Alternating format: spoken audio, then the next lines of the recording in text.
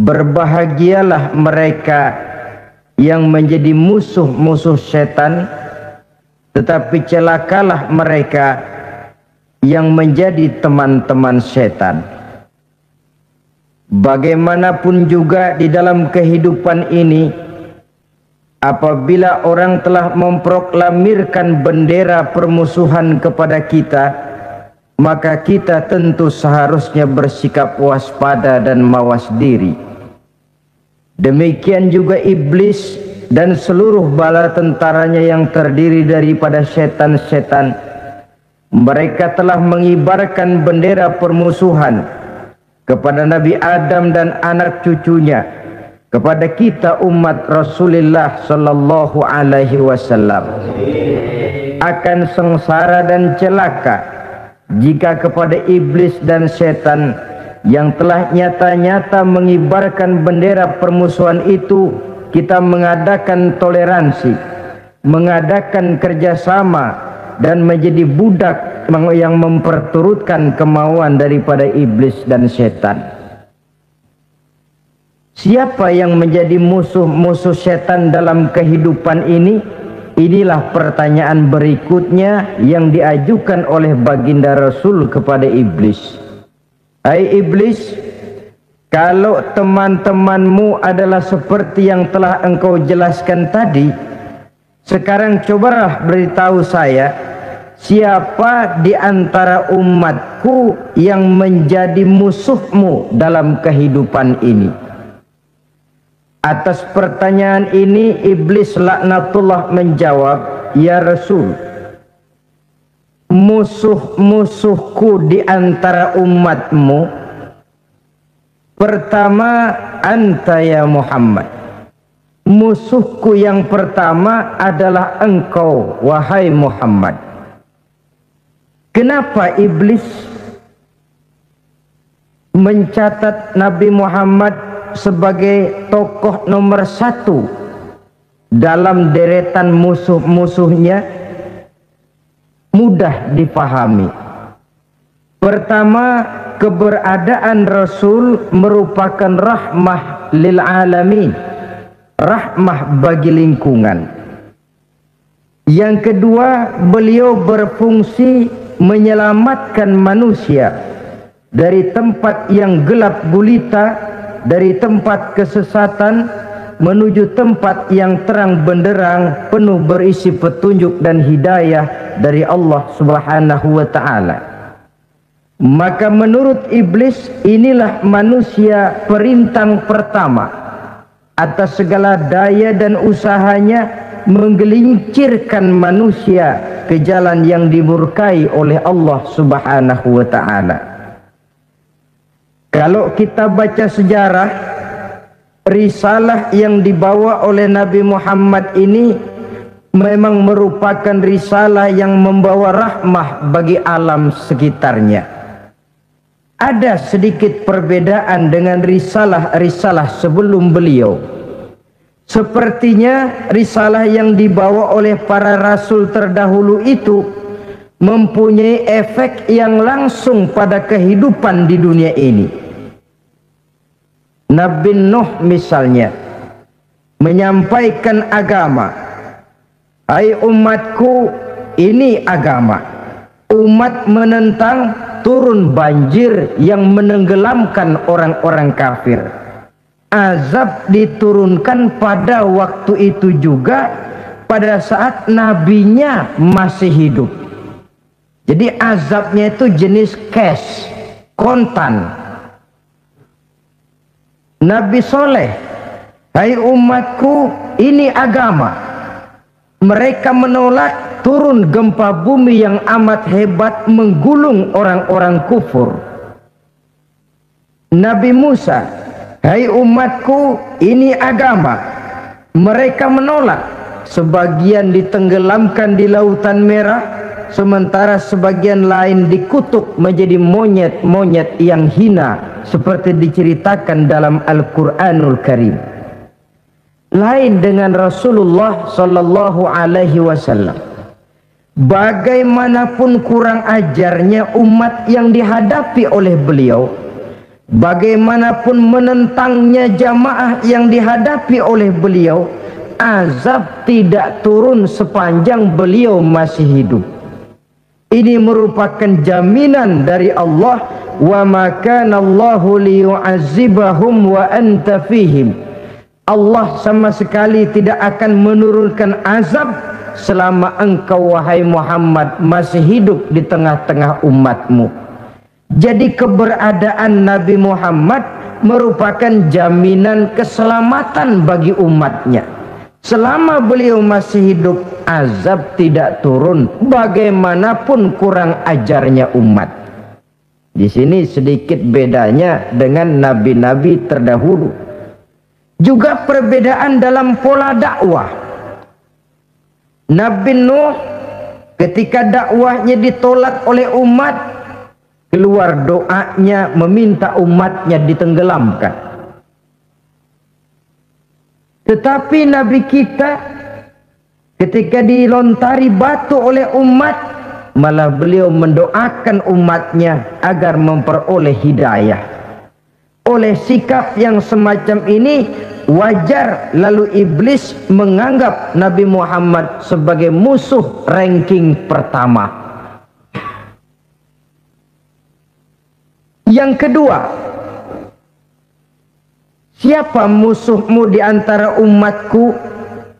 Yang kedua kata iblis, musuhku Muhammad imamun adil, pemimpin yang adil. Itu yang akan menjadi musuhku di dunia ini. Putus asa iblis menghadapi pemimpin yang adil. Tipu dayanya tidak terkena. Segala tingkah polanya tidak diperturutkan. Imam yang adil, pemimpin yang adil merupakan musuh daripada iblis laknatullah alaih. Apa sebabnya? Karena pemimpin yang adil mempunyai dampak dalam kehidupan di dunia ini. Melindungi orang banyak, menenteramkan orang banyak, makin aman, tentram, tenang situasi dan kondisi, makin mudah orang melaksanakan ibadah.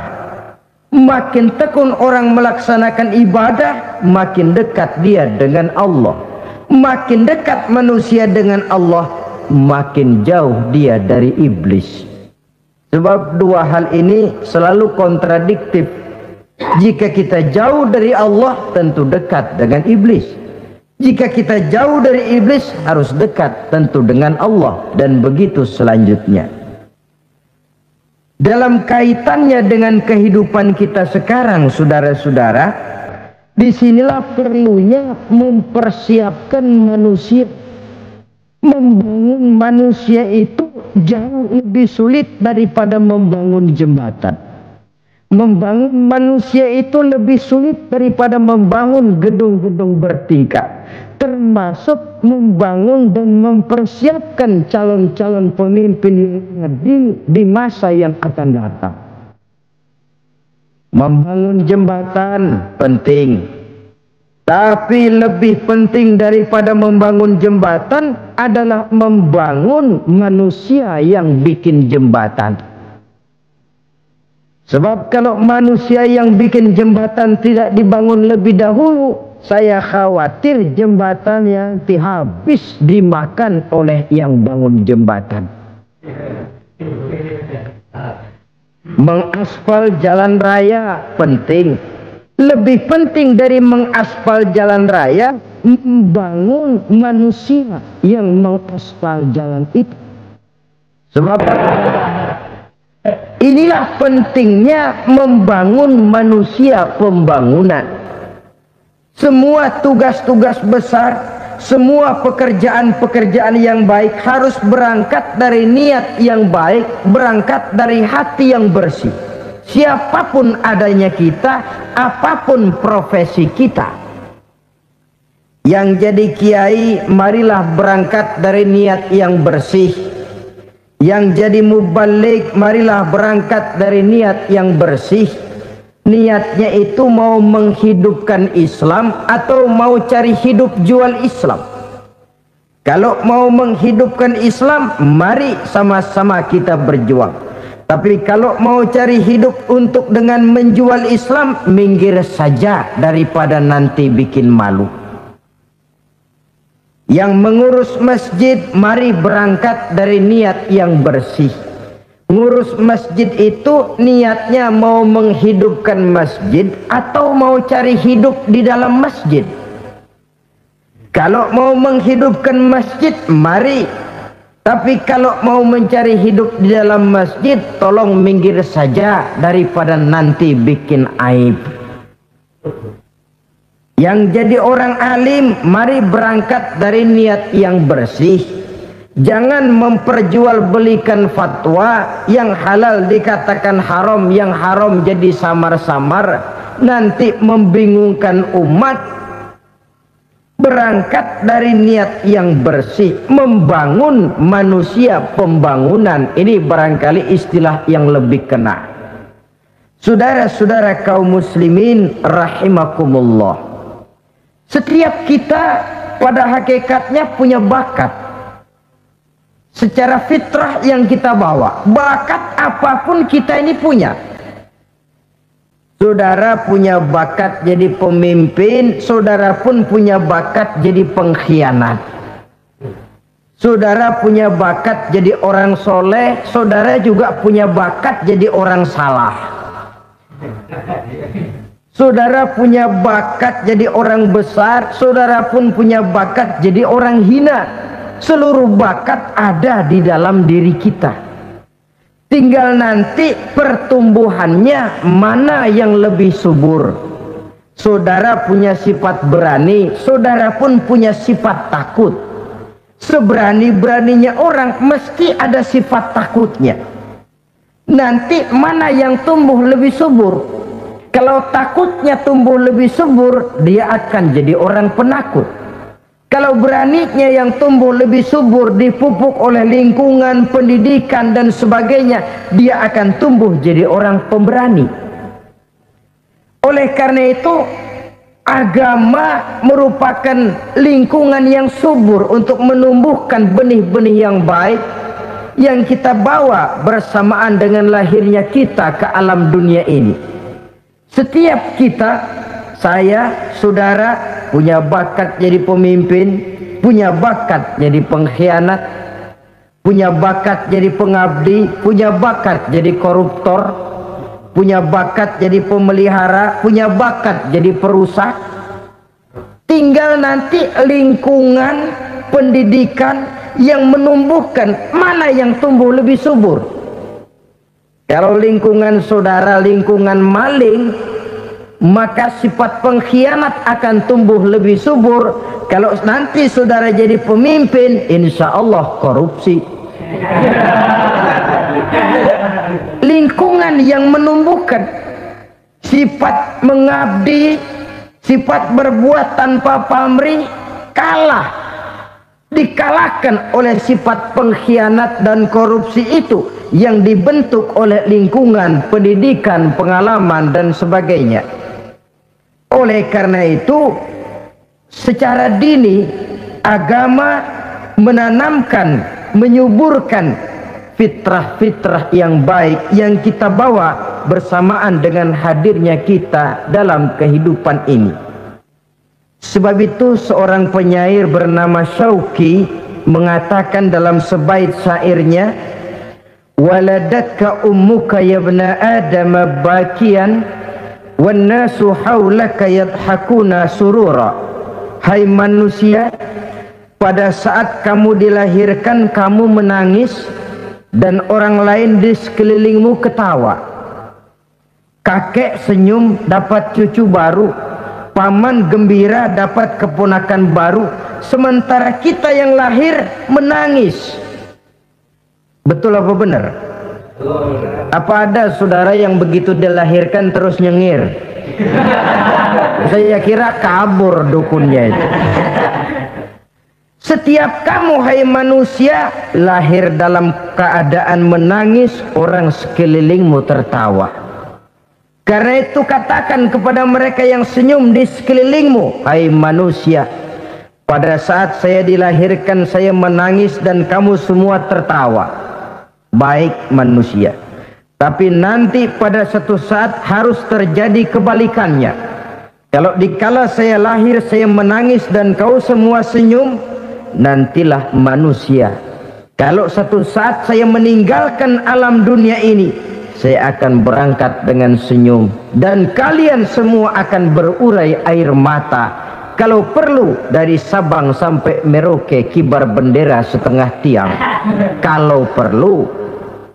Jangan terbalik, kita mati melotot orang malah gembira. Karena hidup selalu membawa sifat-sifat yang merusak. Inilah orang kedua yang menjadi musuhnya iblis dan beruntung menjadi musuh iblis. Siapa? Imamun adil, pemimpin yang adil. Saudara-saudara kaum muslimin rahimakumullah. Yang ketiga musuh iblis, ghaniyun mutawadhi, orang kaya yang rendah hati. Orang kaya yang tidak sombong. Kaya apa saja. Baik kaya oleh karena ilmu. Orang yang kaya karena ilmu disebut orang alim. Baik kaya karena materi. Orang kaya karena materi dinamakan hartawan.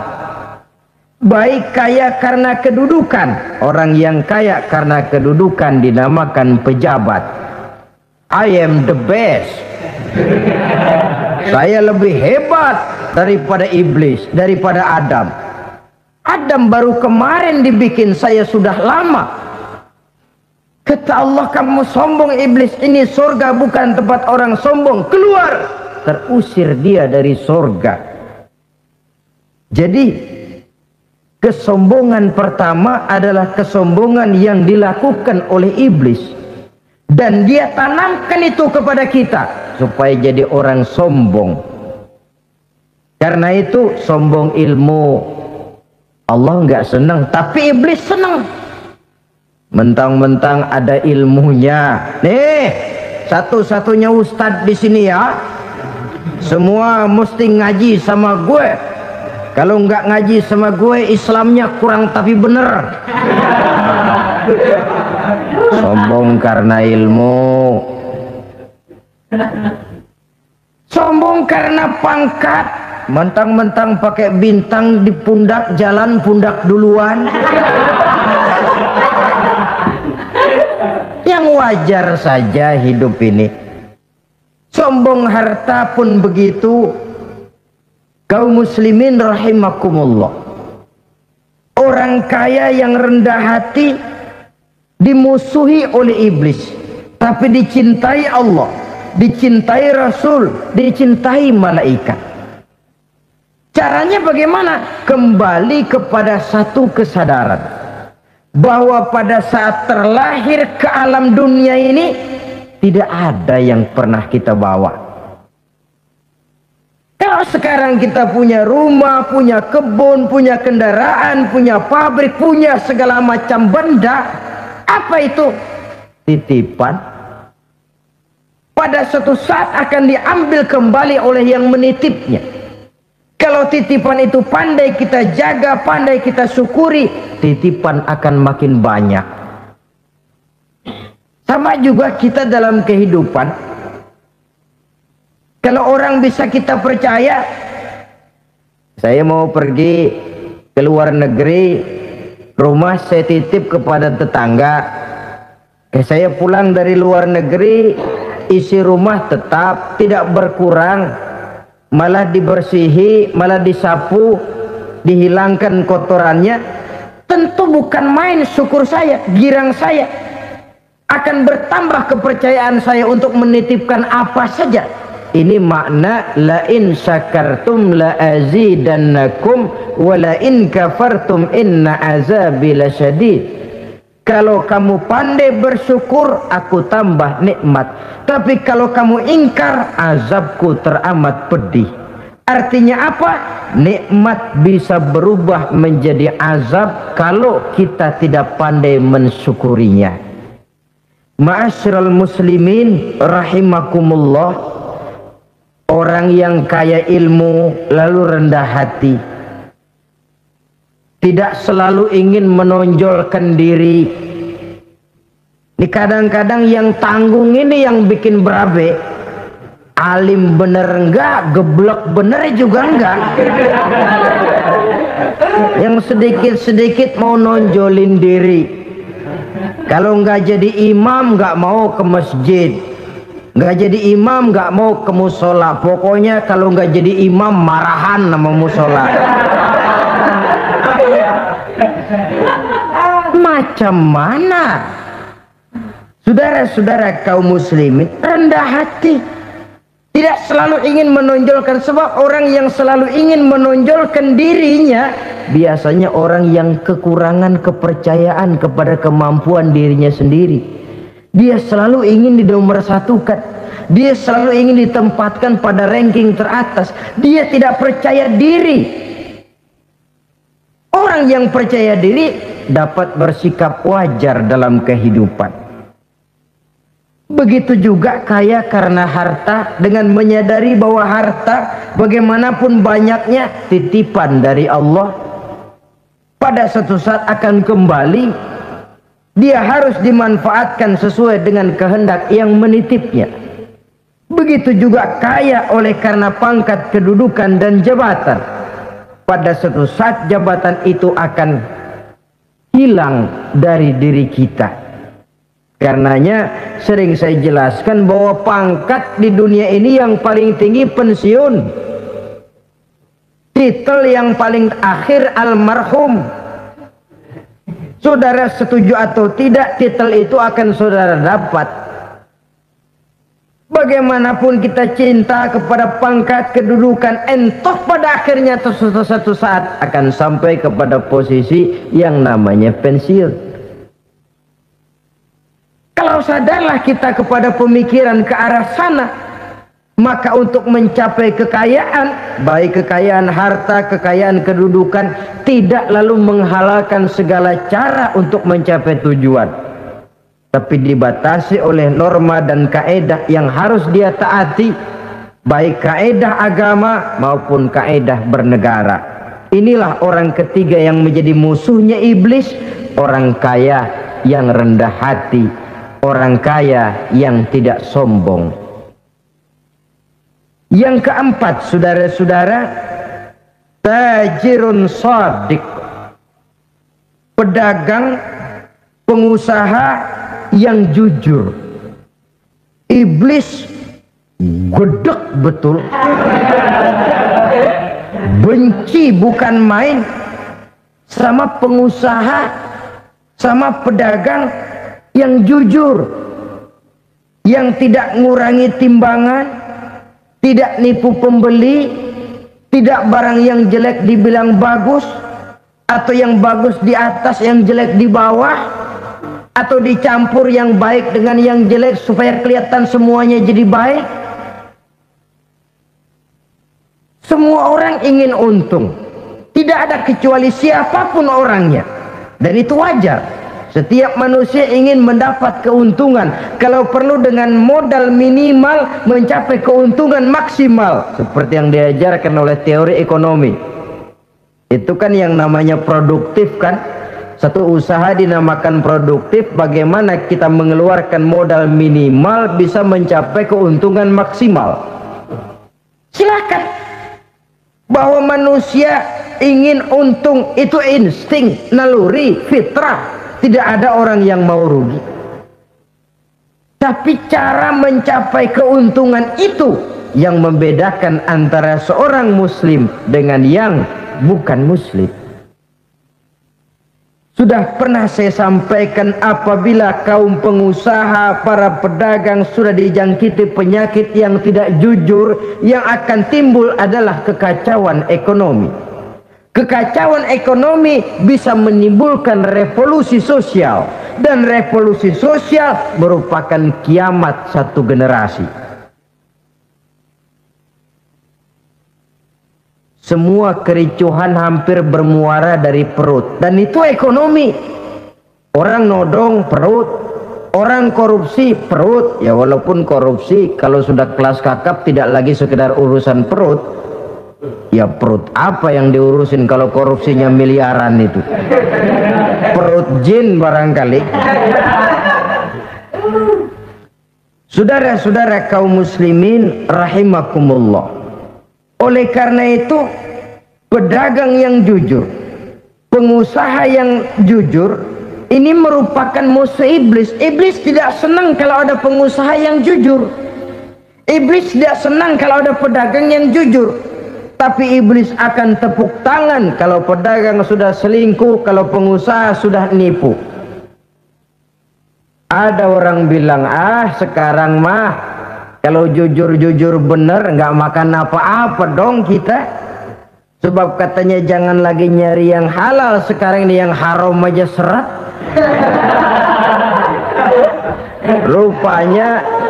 Rupanya sering masang undian nggak pernah kena.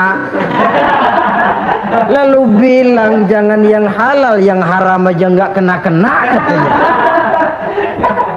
Sebenarnya bukan itu masalahnya, saudara-saudara. Bukan itu masalahnya. Masalahnya ialah bahwa kejujuran membawa keberkahan. Ini kalau kita berpikir dengan kacamata agama. Keberkahan merupakan sumber ketenangan. Dan ketenangan ini tidak bisa dibeli dengan materi yang bagaimanapun banyaknya. Walaupun kita punya percetakan duit, ketenangan itu nggak bisa dibeli. Jangankan cuma punya duit banyak, percetakan duit saudara punya, mau membeli ketenangan yang berasal dari keberkahan, sulit. Jadi kejujuran membawa keberkahan, keberkahan membawa ketenangan. Jangan macam dulu tukang sol sepatu. Ditanya oleh temannya, "Bang, ngesol satu hari dapat berapa?" 200 rupiah. Sembayang nggak? Enggak. Islam, kalau Islam Pak. Kata temannya, sembayang dah, kali aja besok dapat rezeki lebih banyak. Yang benar, iya. Sebab kalau orang sholat itu Allah dekat, nanti rezekinya ditambah. Beneran? Bener. Subuh sembayang dia. Habis sembayang sarapan, berangkat ke tempat dia ngesol, mangkal. Dari pagi sampai jam 11 belum ada juga yang ngesol. Mulai bimbang hatinya. Katanya kalau sembahyang rezeki tambah. Tadi sembahyang subuh sampai gini hari belum ada yang ngesol. Cobaan kali, sabar. Datang sholat zuhur. Habis zuhur nunggu lagi, belum juga ada yang datang ngesol. Udah mau pulang hampir maghrib baru datang satu orang, dan ini sendal jepit putus.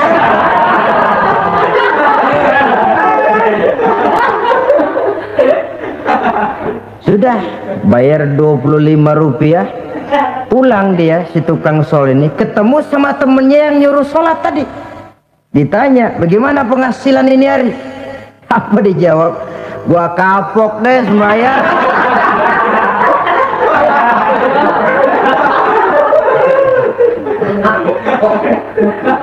Kemarin nggak sembahyang dapat 200, sekarang begitu sembahyang jigo.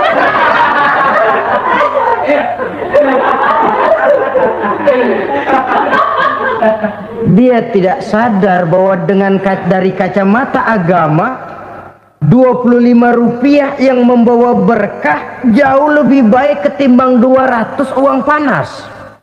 Dari kacamata agama 25 rupiah yang membawa berkah lebih baik daripada 200 rupiah tapi panas. Sebab panas menjauhkan kita dari ketenangan.